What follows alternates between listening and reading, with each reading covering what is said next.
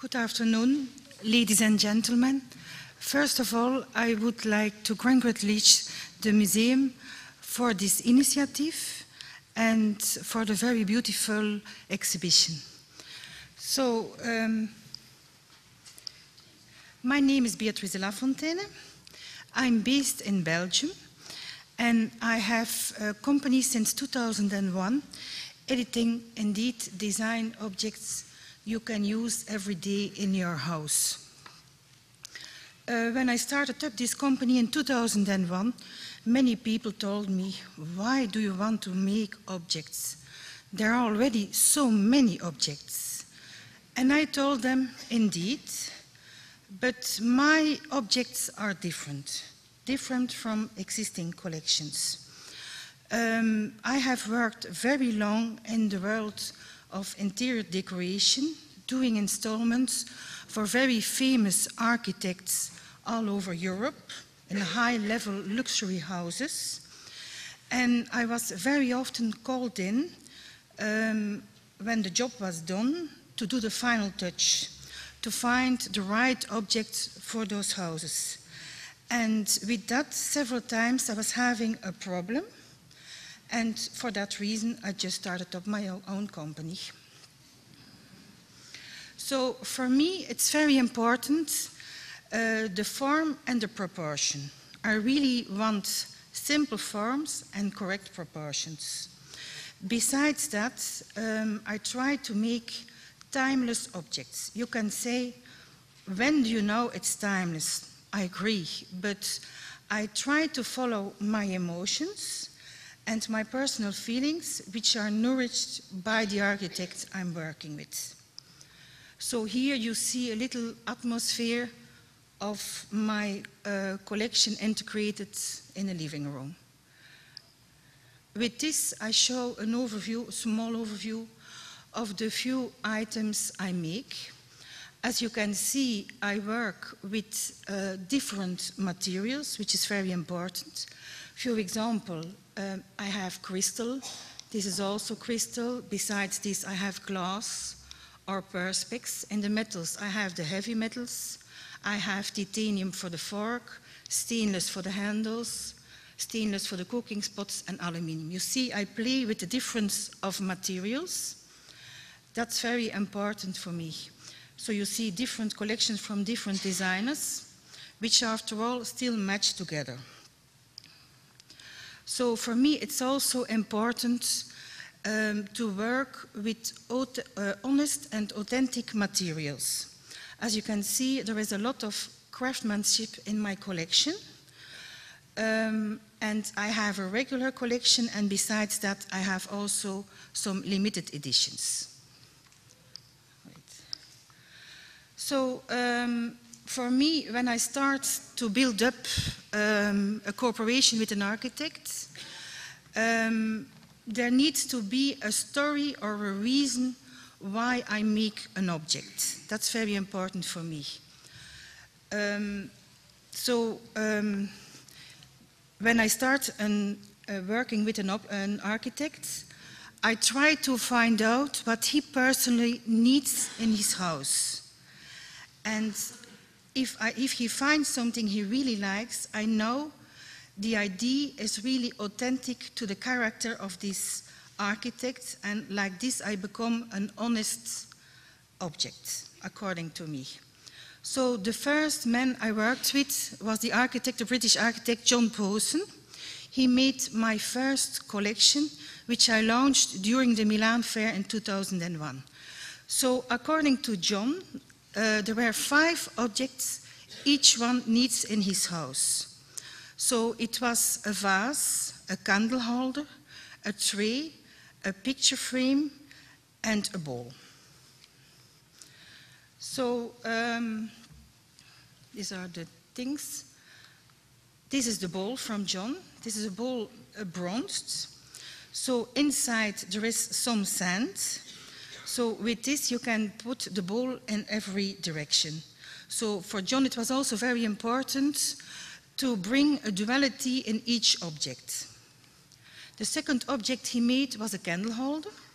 So his house looks really minimalistic and clean, but don't open a cupboard because it's a big mess. So by this reason, John never found his candles or his candle holder when he wanted to use it. So for that reason, he made a box.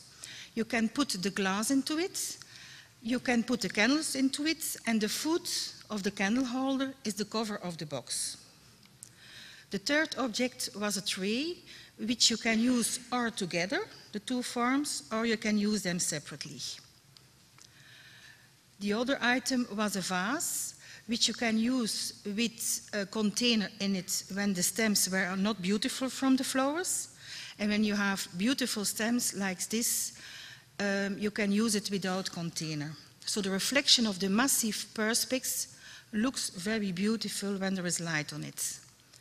Then he made also a picture frame.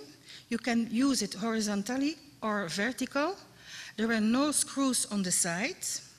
And this picture frame has two sides. One side in white lacquered, and the other side is blonde wood.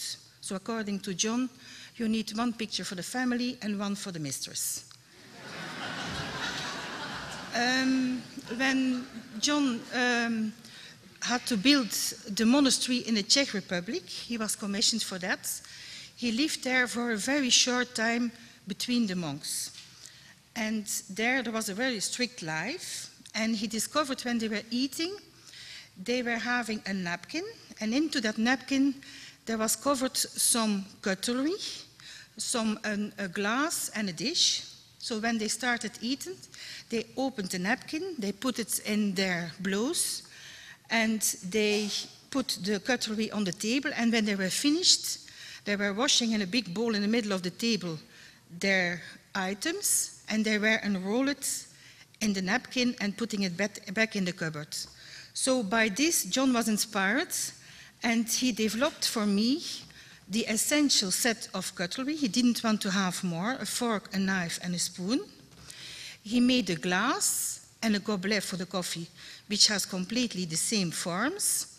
And he made me also a dish which you can use on both sides. So you can start your first plate on one side, and when you have your second course, you turn your dish. And then there is also a salad bowl with it. Fortunately, he didn't design the napkin which you need to use to clean your mouth and to wash your dishes. So the third thing he did for me was he was invited by the French government to give a special exhibition concerning his architecture. And for that, they were asking to show him all the pictures of his architecture, which he didn't want to do. He said, this monastery, it is an empty monastery, is quite interesting for me.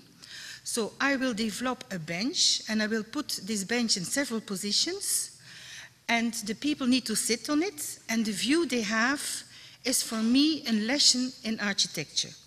So I launched these benches in a limited edition in concrete and in wood. Unfortunately, they are sold out at the moment. So the other designer I'm working with is Vincent van Duysen. So Vincent is a Belgian architect. So he worked for other brands like Polyform, BB Italia, Swarovski. Vincent lives as a single man. So he wanted to have a play of pottery he could use in his kitchen for whatever he was thinking about, for a dish, for a bowl, whatever. So he developed a kind of pot in different heights, with different heights of lids. And when he was walking with me through the Belgian seaside, because I live at the seaside, he took some sand and some shelves and some wood, rough wood, and he gave it to me, and he said, Beatrice, you need to take these colors. So the colors of this pottery is really inspired on the colors you see on the Belgian North Sea. So last year he made a second collection again with containers with different purposes. So you have a champagne bucket, a bucket for the wood, a bowl for an apple. It's all made in Belgian blonde wood, this collection. The other designer I want to talk about is Maarten van Severen. So I made with with him the last collection he wanted to launch is a set of cutlery. So whatever Martin was designing, he was always thinking about eating, food, inviting friends. So wherever he was invited worldwide, he took with him the set of cutlery from the airport, from private clients, whatever. So at the end of his life, you see, he gathered a whole collection of cutlery because he really wanted to find out what is the best material to eat and what is the best form and the best weight to eat. Because he hated to eat with stainless cutlery. He didn't like the taste in his mouth, according to him. So for that, these are the prototypes. He developed, you see, he really made a whole study during his lifetime.